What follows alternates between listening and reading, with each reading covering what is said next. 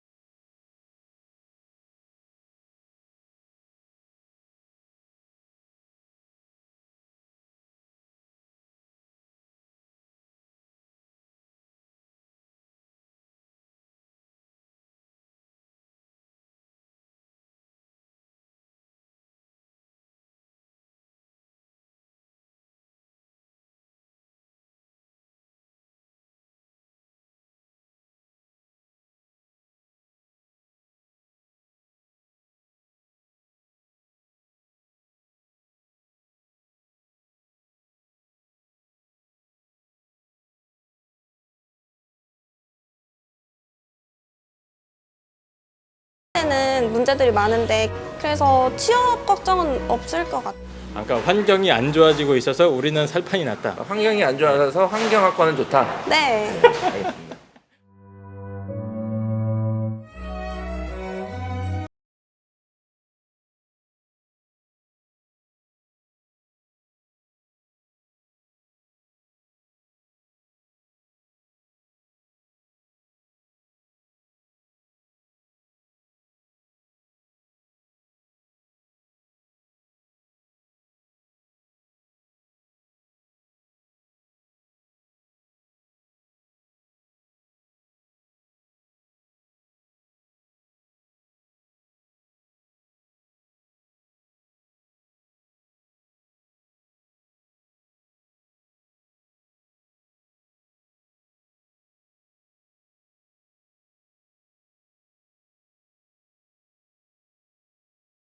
이해하려면 먼저 환경공학이라고 하는 분야의 변천사라고 그럴까요? 그것을 좀 이해할 필요가 있는데요.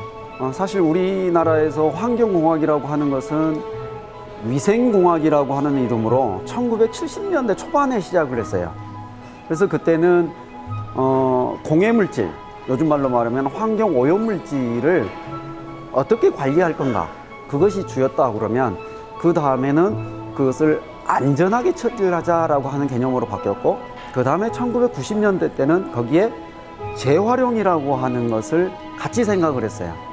그래서 환경공학이라고 하는 게 어떤 환경 오염물질 관리하고 안전하게 처리하고 재활용하고 거기까지가 2000년 전반이었다 그러면 2000년대에 와서는 그것에 플러스 알파가 필요한 시대가 있었어요.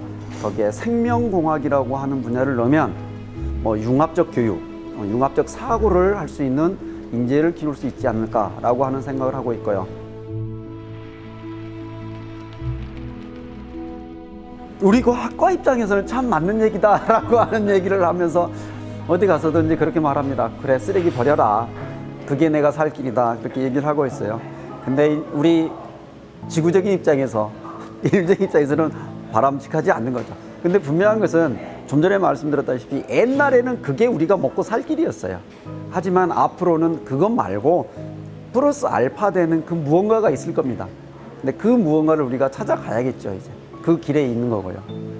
해양 환경이 안 좋아지면 좋아지는 학과라는 말이 웃기기도 했지만 되게 한편으로는 슬픈 일이기도 했습니다. 그리고 또 막을 수 없는 일이기도 했고, 그래서 뭔가 해양대 이름에 걸맞게 이 학과 출신 학생들이 그 삼면이 바다인 대한민국의 환경을 좀 잘 지켜줬으면 하는 바람입니다.